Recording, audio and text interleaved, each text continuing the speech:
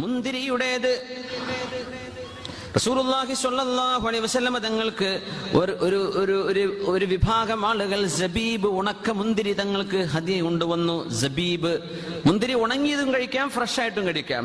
സബീബ് എന്ന് പറയുന്നത് മുന്തിരി ഇനബ് ഉണങ്ങുമ്പോഴാണ് നമ്മൾ സബീബ് എന്ന് പറയാം. ഉണക്ക മുന്തിരി എന്ന് പറയില്ലേ, ഇതിനാണ് സബീബ്. ഫഖാല റസൂലുള്ളാഹി തങ്ങൾ പറഞ്ഞു, ബിസ്മില്ലാഹ്, അല്ലാഹുവേ നിന്റെ പരിശുദ്ധമായ നാമം ഉച്ചരിച്ചുകൊണ്ട് ഞങ്ങൾ കഴിക്കട്ടെ. കുലൂ കുലൂ, നിങ്ങൾ ഭക്ഷിച്ചോളൂ.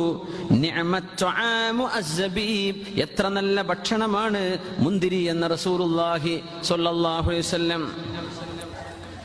യശുദ്ദുൽ അസ്ബ വയുദ്ഹിബുൽ വസബ, ക്ഷീണം അകറ്റുകയും ഞരമ്പുകൾക്ക് നാഡികൾക്ക് ഉന്മേഷം നൽകുകയും ചെയ്യുന്ന ഭക്ഷണം. വയുത്ഫിഉൽ ഗളബ, ദേശക്കാരന്റെ ദേഷ്യം കുറഞ്ഞു പോകാൻ സഹായകമാകുന്ന ഭക്ഷണം.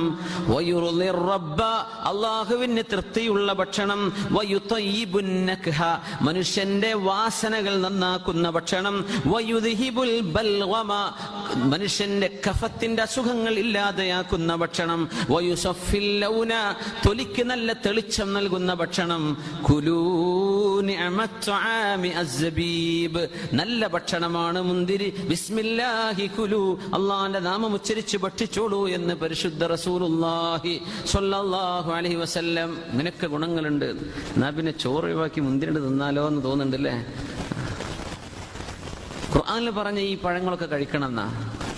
ഒന്ന് ഈത്തപ്പഴം, വീട്ടിൽ ഈത്തപ്പഴം ഇല്ലാത്തൊരവസ്ഥ ഉണ്ടാവരുത്. ഇവിടൊക്കെ പറ്റൂ, നാട്ടിലപ്പം പറ്റില്ല എന്ന് വരും. ഇവിടെ നിന്നൊക്കെ റൂമിൽ എന്ത് ചെയ്യാ, ഒരൽപ്പം ഈത്തപ്പഴം ഉണ്ടായിരിക്കും. സബീബ്, ഉണക്ക മുന്തിരി. നമ്മളെ നാട്ടിലെ വിഷടിച്ച് കൊണ്ടുവരുന്ന മുന്തിരിനെ പറ്റിയല്ലേ ഈ പറഞ്ഞ ഹദീസ്.